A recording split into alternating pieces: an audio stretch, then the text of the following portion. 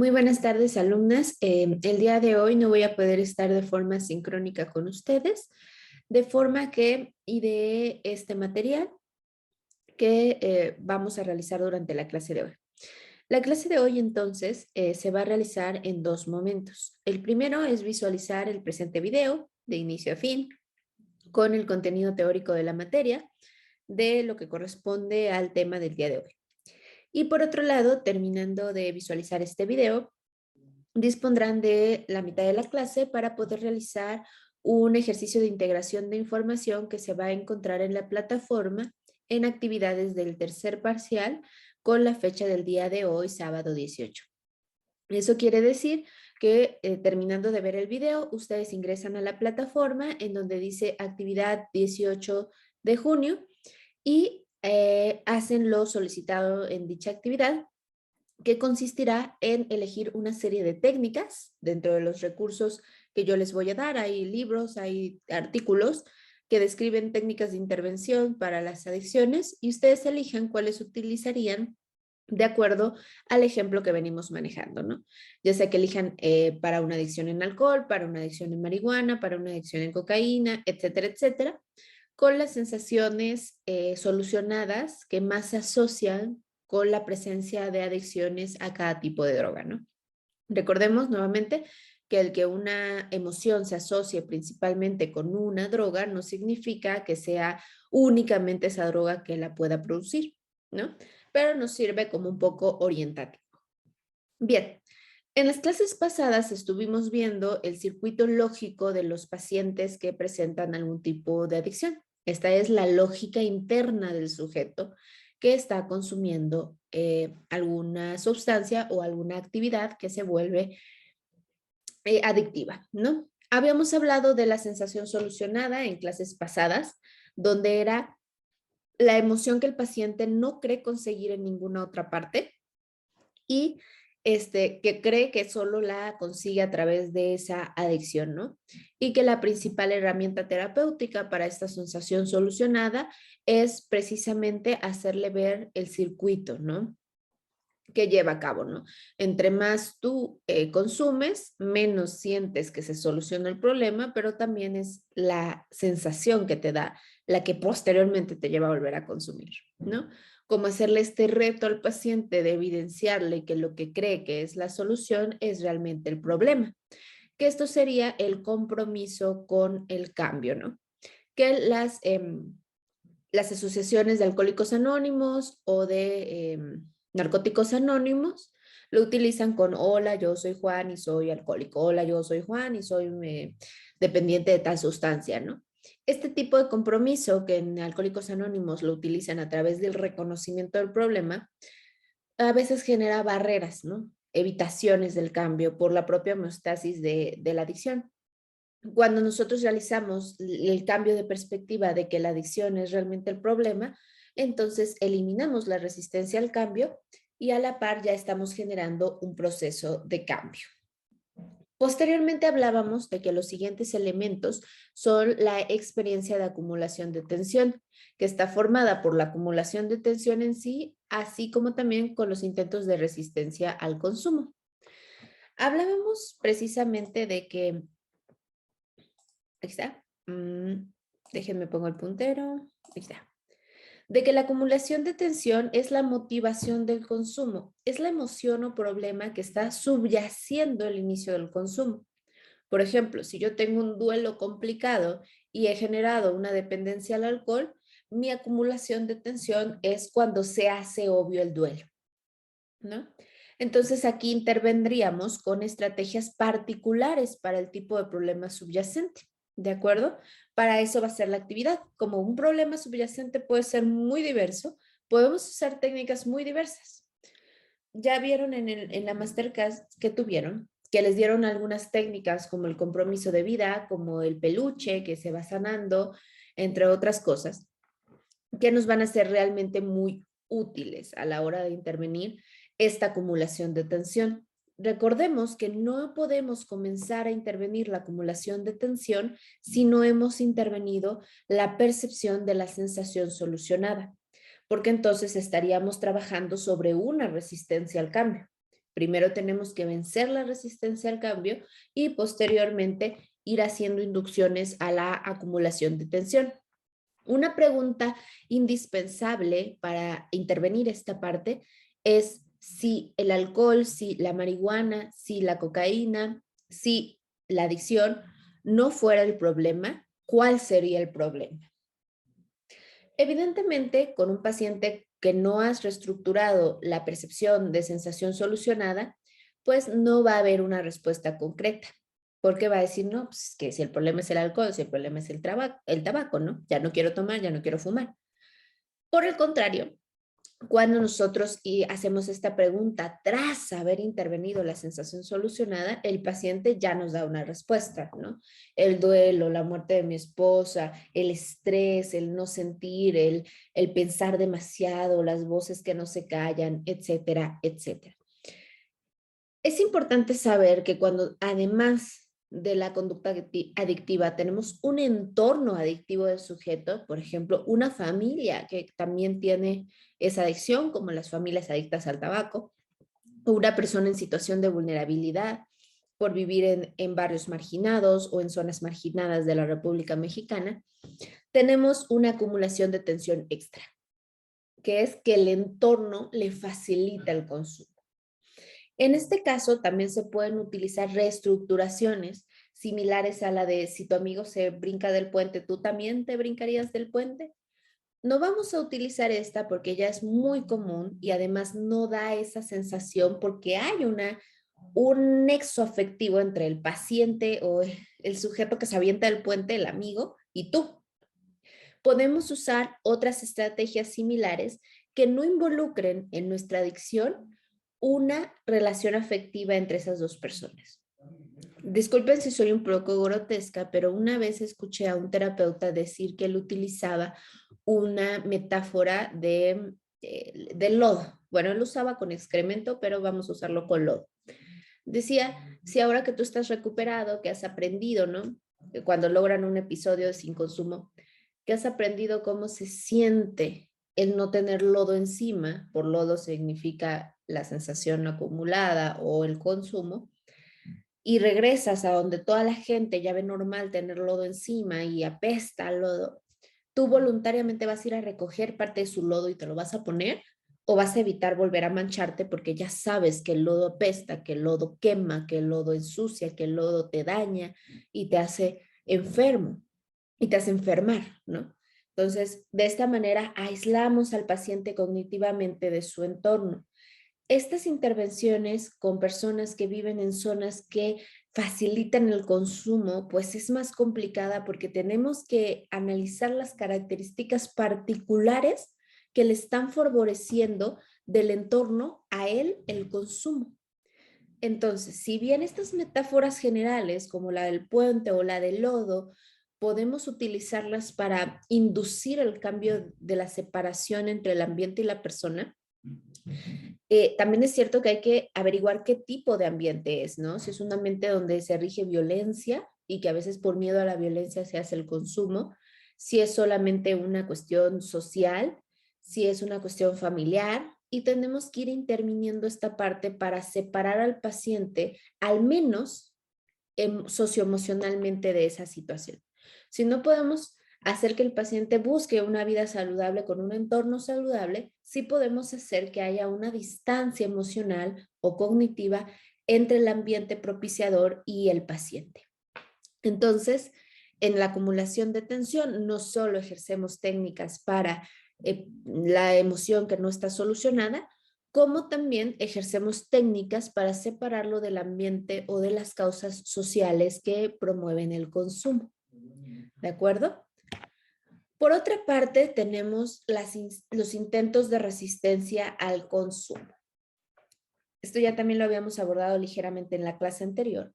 Y es importante señalar que cuando nosotros tenemos intentos de resistencia al consumo, tenemos un aumento de la acumulación de tensión, a la par de que tenemos un aumento de la sensación de incapacidad.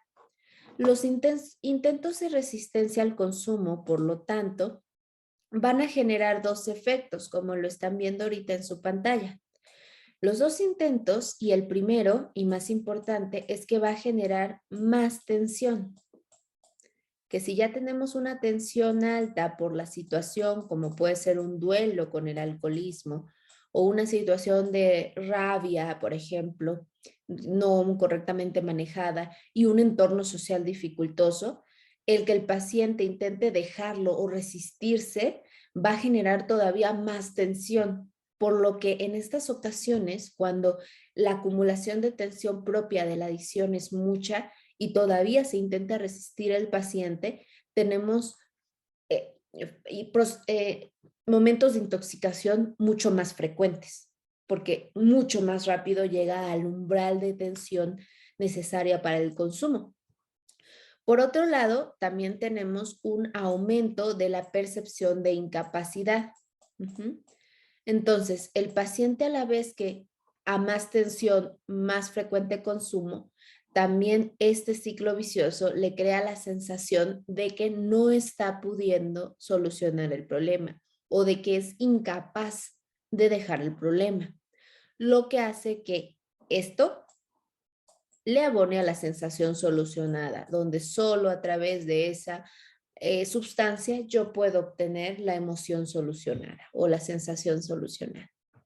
Entonces, si tú tienes un caso complejo donde está la tensión base más la tensión o los intentos de resistencia al consumo, lo primero que debemos hacer es intentar reducir los intentos de resistencia, ya sea con técnicas que paradójicamente lo lleven a no resistirse, como decir, sabes que ya no resiste, ya si de todos modos cae, ya resiste, ¿no? Ya no resistas, mejor intentemos otra cosa porque eso no te está funcionando. O bien diciendo cada vez que tú, por aunque sea un segundo, logras resistirte, sí, te confirmas que al final no pudiste dejarla en esa ocasión, pero también te confirmas que sí puedes retardar el inicio otra vez del consumo. Probemos a ver si ahora puedes hacerlo 2 segundos, o sea, aguantarte 2 segundos más antes de volver a consumir. Entonces, podemos usar las dos técnicas, eso dependerá del paciente. Si el paciente tiende a una cuestión fatalista depresiva, el llevarlo a decir, ¿sabes qué? Ya no te resistas, ya déjalo fluir.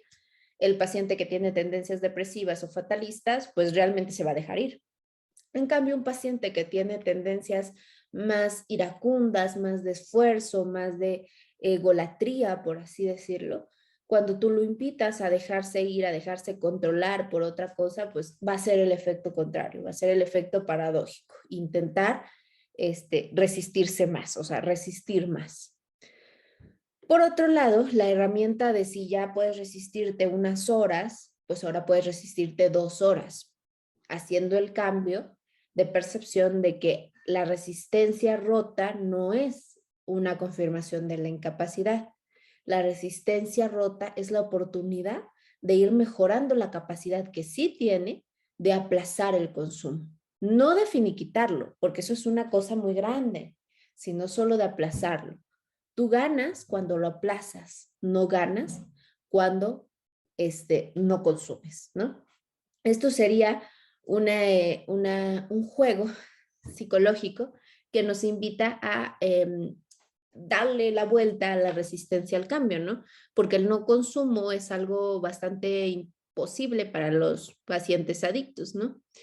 Aquí también en los intentos de resistencia al consumo entra que cuando hay una resistencia química fuerte. Bueno, muchachas, no sé por qué se había cortado la grabación anterior, así que, bueno, continuamos desde este momento. Vamos a resumir esta explicación de la etapa de acumulación de tensión. Si bien ya tenemos la parte teórica con lo que les he explicado, vamos ahora a la parte de intervención. Primero vamos a visualizar esta etapa. Si la etapa únicamente tiene una acumulación de tensión sin intentos de resistencia, comenzamos a intervenir la tensión acumulada, es decir, la emoción o suceso que acumula tensión o bien el ambiente que propicia el consumo. Por otro lado, si tenemos un intento de resistencia al consumo o varios dentro de esta etapa de acumulación de tensión, primero vamos a intervenir los intentos de resistencia y después la acumulación de tensión, ¿de acuerdo? Recuerden que esto deben tenerlo ustedes como gráficamente o textualmente visible a la hora de hacer su planeación de intervención con los pacientes. Conforme van ustedes agarrando experiencia, esta planeación ya no se tiene que hacer de forma visual, sino que ya llevas como un hilo de tantos casos que has visto, pero cuando son tus primeros casos es muy importante que armes la estructura que va a ir llevando, ¿no? Y veas cuáles son los elementos que para ti debe cumplir el paciente para pasar a la siguiente etapa. Bien, si vamos en la etapa de acumulación de tensión o motivación del consumo y hay un intento de resistencia, estos intentos de resistencia me van a generar un aumento rápido de la tensión que va a llevar a un consumo más frecuente y también me va a generar un aumento de la sensación de incapacidad de la persona. Como bien sabemos, somos pensamiento antes que acción. Primero pensamos, luego actuamos. Primero tenemos una creencia, actuamos en base de ella. Entonces, en base, con base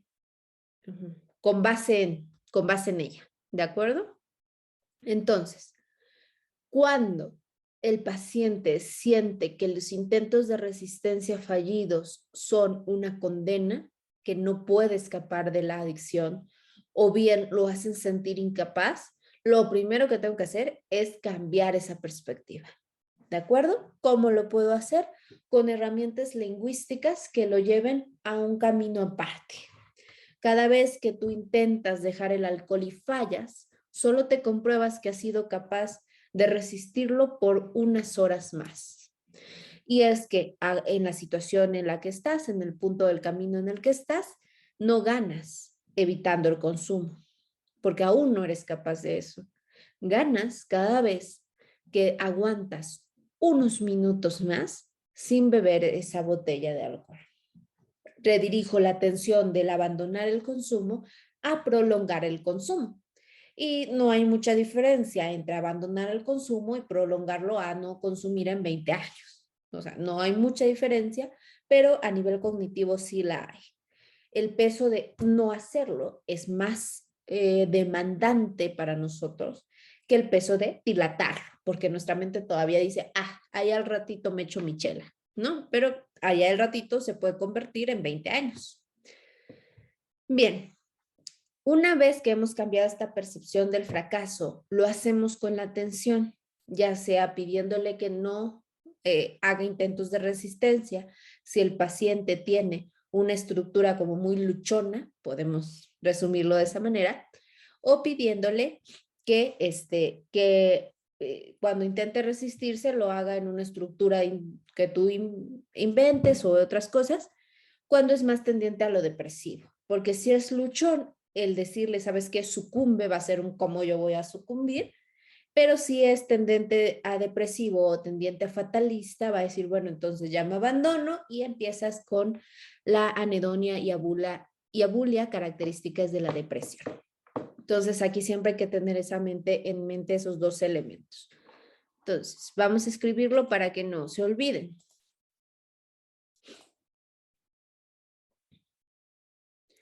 Cuando tengo una acumulación de tensión, tengo dos opciones de paciente, uno que lucha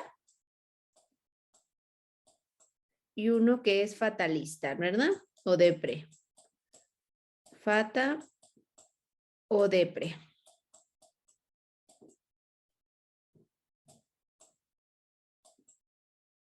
Si es lucha, aplico la paradoja de dejarse vencer para que paradójicamente haga el efecto contrario.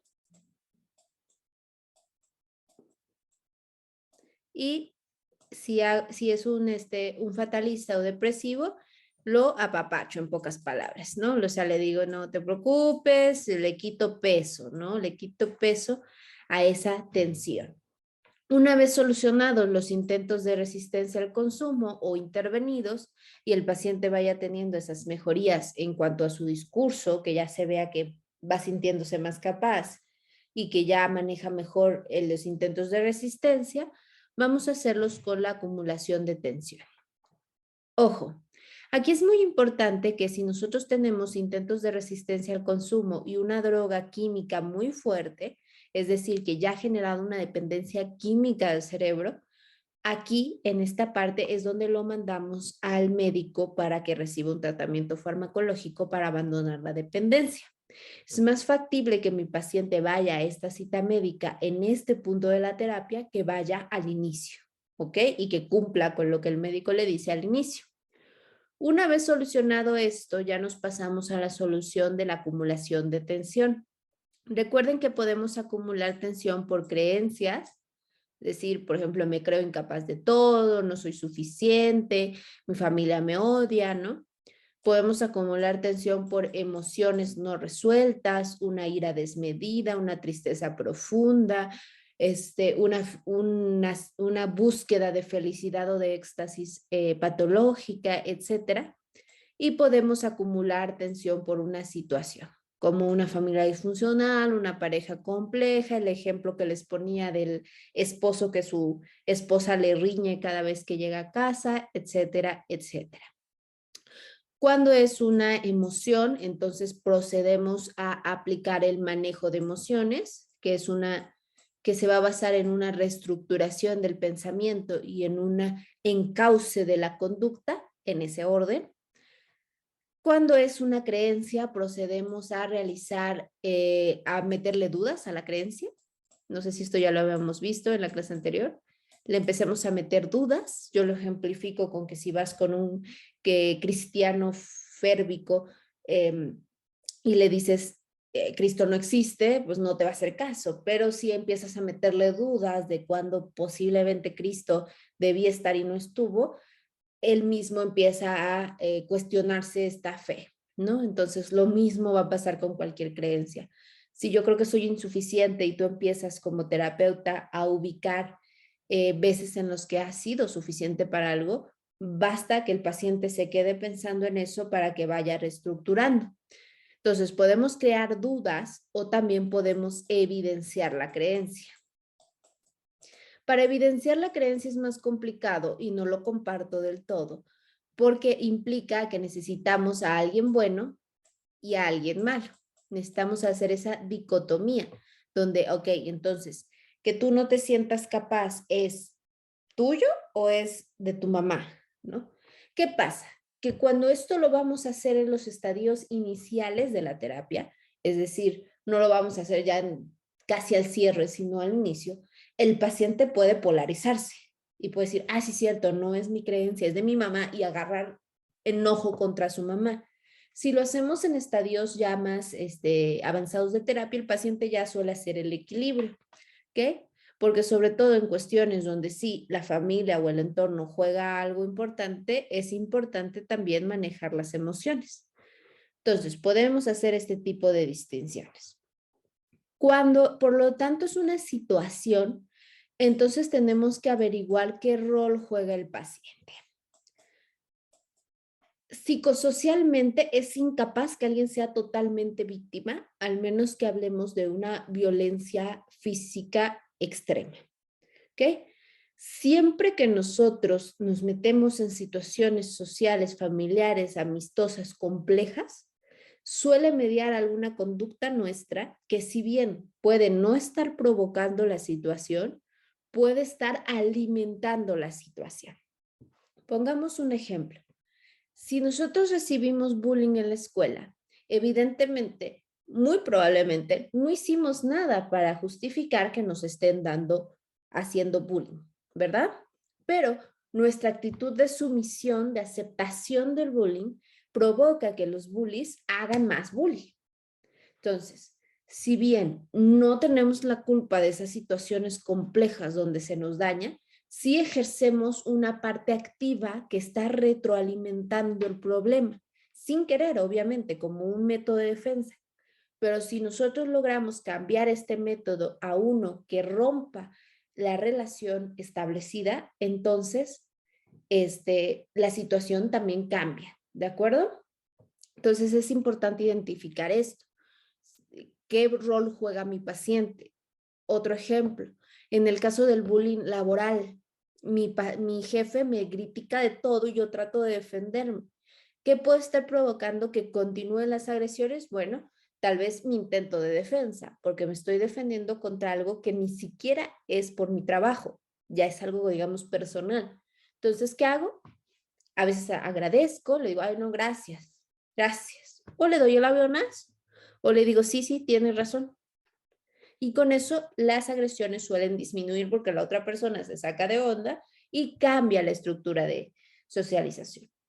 Aquí es muy importante que esta parte no la tomen como regla, porque para manejar el entorno y el rol del paciente hay que tener muchos datos extra, como si se está mediando violencia de por medio, si la otra persona tiene datos, si la persona o personas que ejercen el maltrato o la situación compleja tienen datos de que esta violencia pueda escalar o de que esta situación compleja pueda escalar, pues hay que ser mucho más cuidadosos. Aquí como parte teórica, pues podemos tener esta situación, pero como siempre, es importante estudiar una especialización en algún tipo de terapia posterior para que podamos distinguir estas partes complejas de la cuestión creencia y de la cuestión social que van a afinar la forma en la que intervenimos al paciente. Entonces, mucho cuidado con aplicar estas técnicas o esta pensamiento del rol de forma no meditada. Tenemos que tener en cuenta todos los factores sociales, ¿de acuerdo? Bien, ahora, una vez que ya hemos visto esta acumulación de tensión, procedemos a la emoción detonante.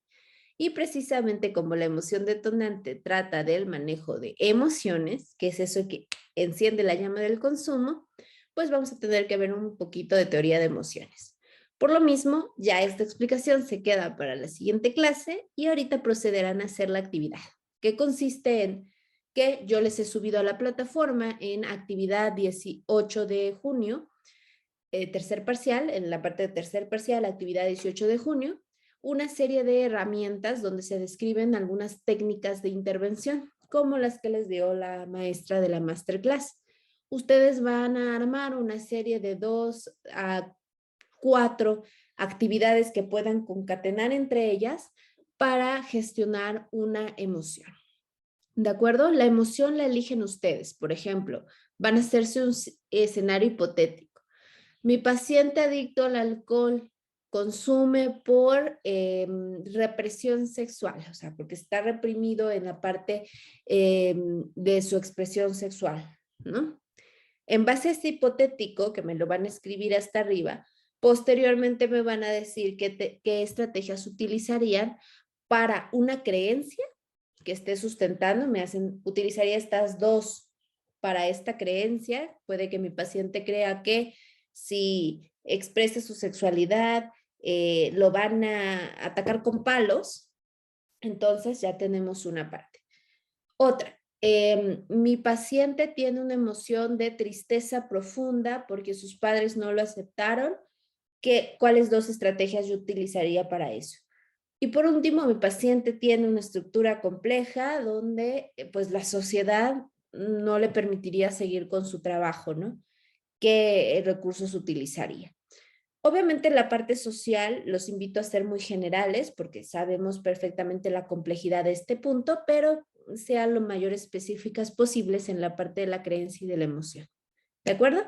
El escenario hipotético lo colocan ustedes con el tipo de droga que quieran o actividad adictiva que quieran y pueden retomar si quieren el ejemplo que venían manejando cada una en ejercicios anteriores de la clase. ¿De acuerdo? Entonces, muchísimas gracias muchachas por escucharme el día de hoy. Espero que puedan realizar correctamente la actividad. Cualquier pregunta, duda de la actividad que tengan, favor de decírmela por el WhatsApp. Y cualquier duda o pregunta de esta clase teórica, pueden hacérmela durante la siguiente clase o por el WhatsApp donde siempre las atiendo. Que tengan una excelente tarde. Un abrazo.